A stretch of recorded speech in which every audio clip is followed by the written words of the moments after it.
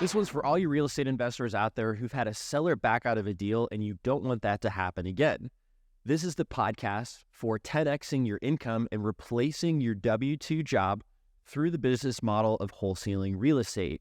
My name's David. I've been a real estate investor for 7 years. I created a process that's helped people close their first deal 10,000 times in all 50 states called DealMachine.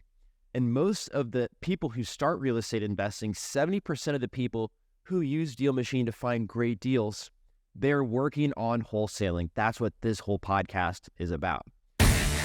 The most value from any wholesale deal that we've covered on this podcast is $105,000 from Dedrick and Crystal Polite's very first deal in episode 11.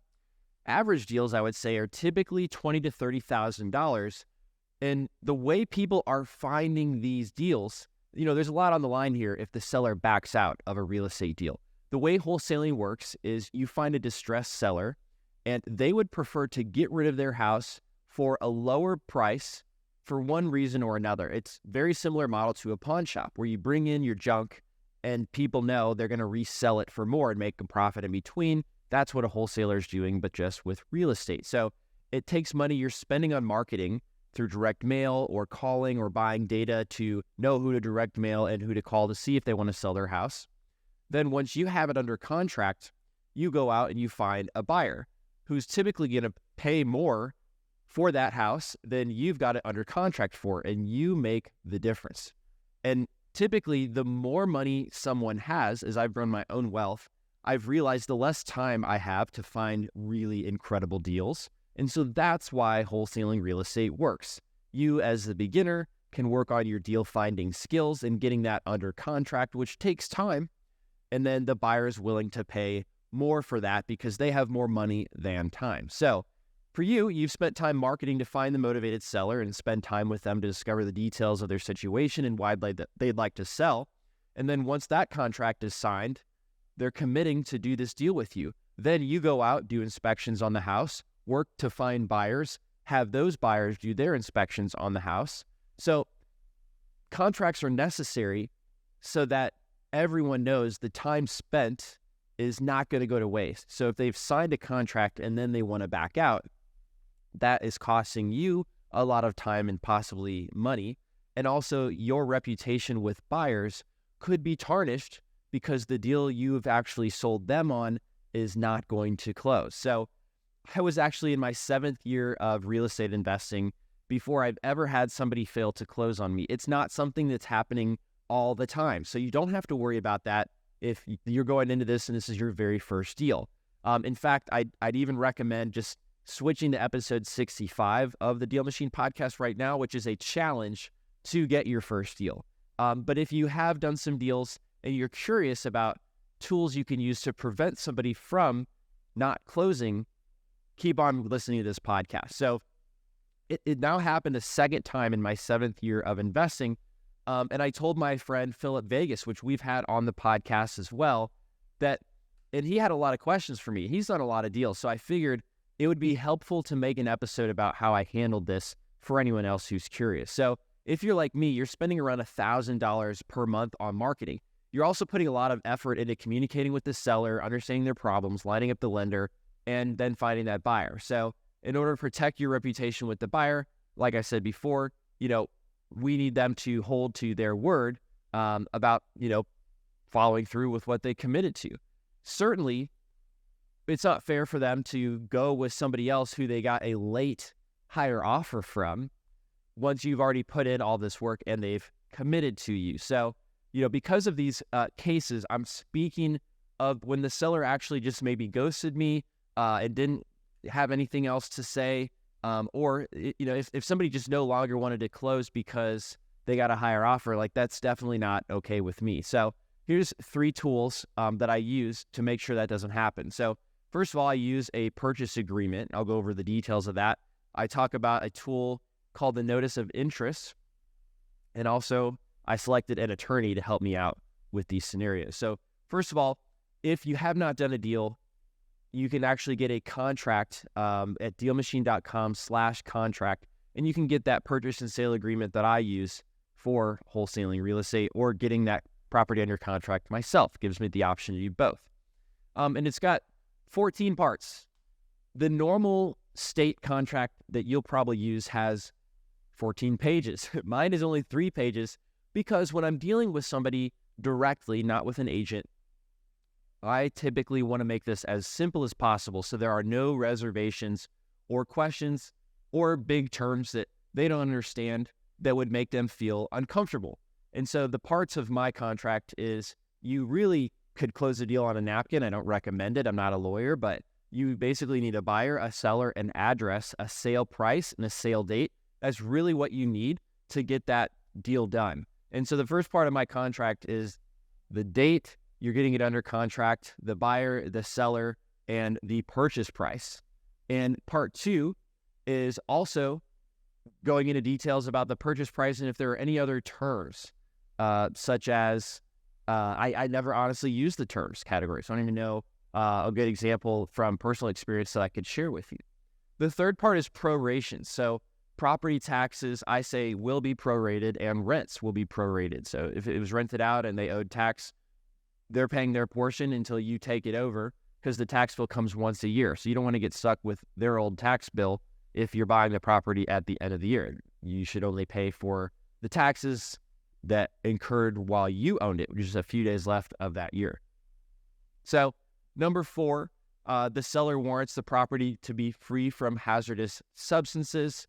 This is in the contract, very clear, never actually, became an issue for me with any deal. 5, no judgments. So if they have a judgment against the property that they didn't tell you about, this would give you an out from buying it and inheriting that property with a judgment, which would be, maybe someone else has a claim to this property because they were in a lawsuit, for example. Number 6, again, I'm not an attorney, but I'm just in layman's terms explaining some of the basics of this contract. So number 6, possession.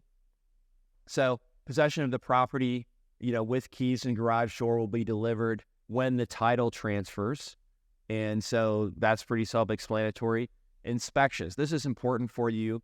The buyer will have the right upon giving, 24 hours notice to enter the property while it's under contract. So you can look yourself, or if you have a buyer, you could walk them through because of this clause, and the person under contract would have to let you do that. Contingency.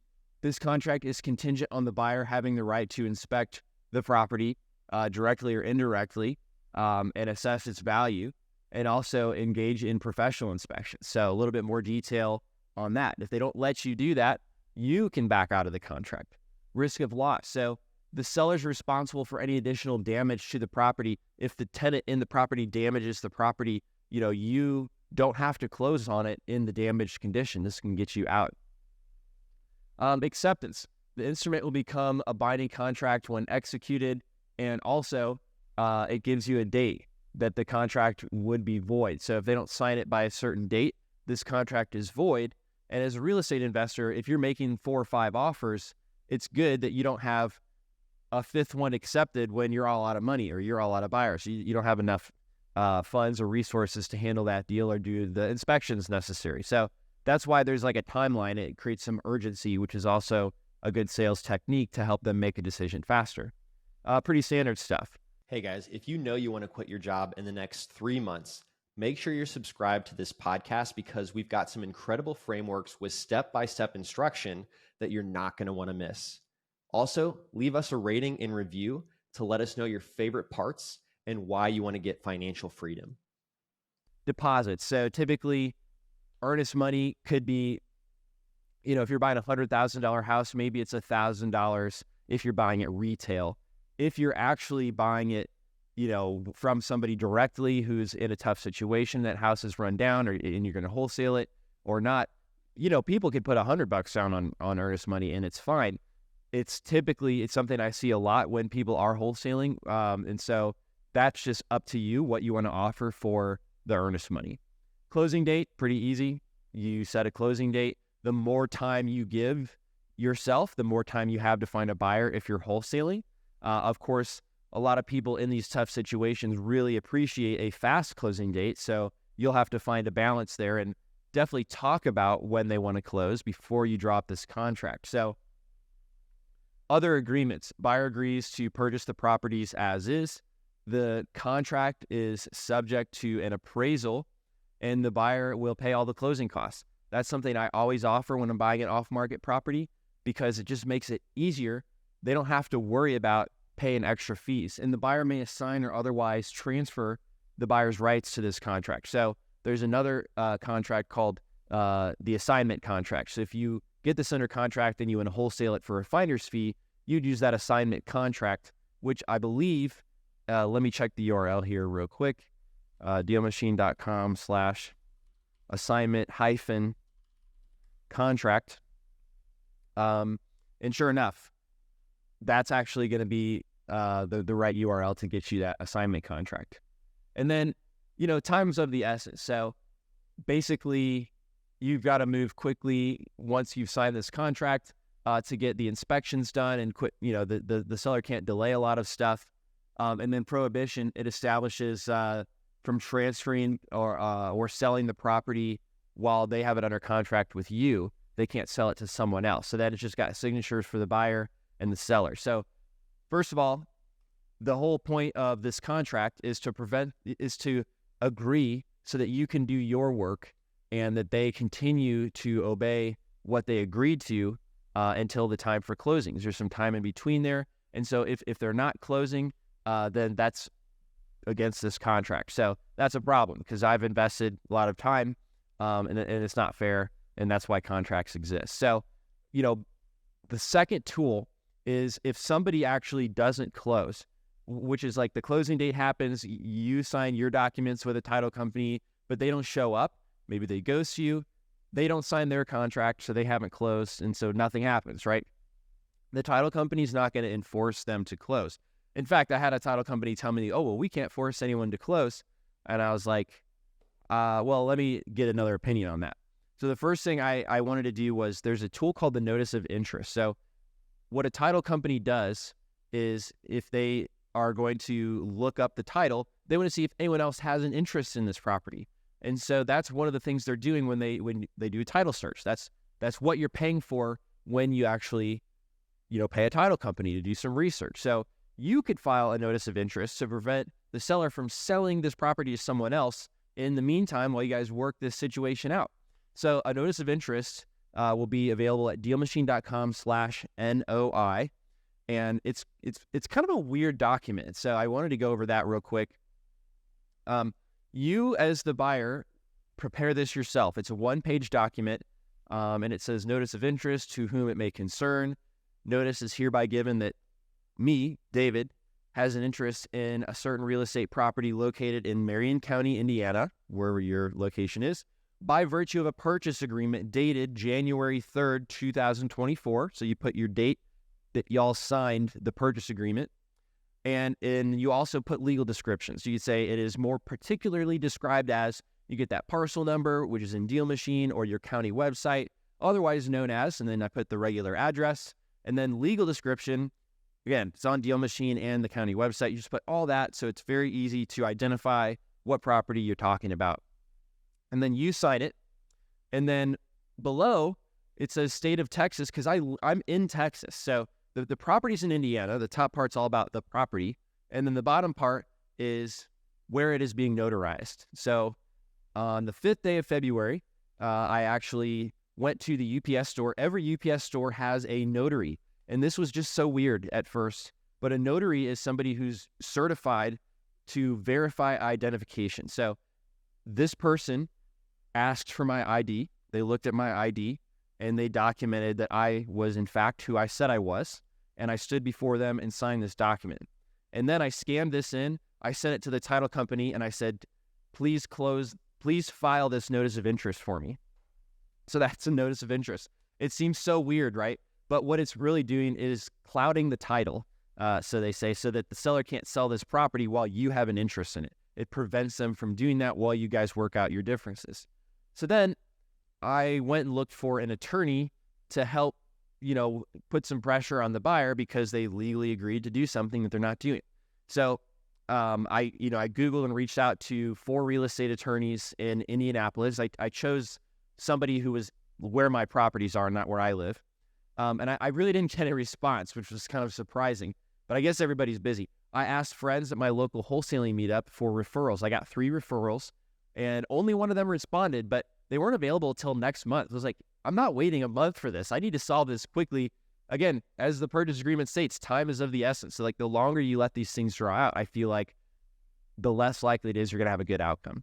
So then I kept asking until I got someone who could meet with me the very next week. And so that is who I ended up working with. And I think the first step that they did was they sent a letter to the actual person, and that let them know I have an attorney and we're serious about this.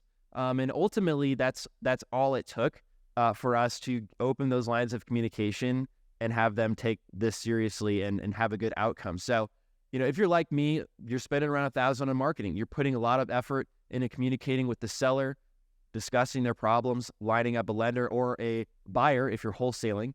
And in order to protect your reputation with the buyer and protect the time and care and money that you put into finding this deal, you may have to, it's worth your while to enforce a contract, assuming that hey, the seller didn't have a death with a close relative that just makes it really tough to actually, close this deal. The point of this is not to be a bully, but to also not allow them to renege on that deal that they committed to and uphold their word to protect everyone's time and investment and reputation. So it's very unlikely that this will happen to you. As I said, I've been in real estate investing for 7 years, and it just happened to me, albeit twice in the last year. But these are tools that I use to have a good outcome and a fair outcome. So I'm really excited to share this with you to alleviate any concerns. And again, if you guys are looking for your first deal, I would definitely start with episode 65, a 7-day challenge to getting your first deal. Don't worry about all these things that could potentially happen. Only worry about them when they do happen and treat it as a learning experience rather than something that you get upset about. And I think that's my best advice to eliminate analysis paralysis. Get that first deal under your belt, really see how possible this is, and start building the life and business that supports your freedom and you achieving your dreams. We'll see you guys on the next episode. Thanks for listening to the DealMachine Real Estate Investing Podcast. Please leave us a review and follow along wherever you're listening to your podcast.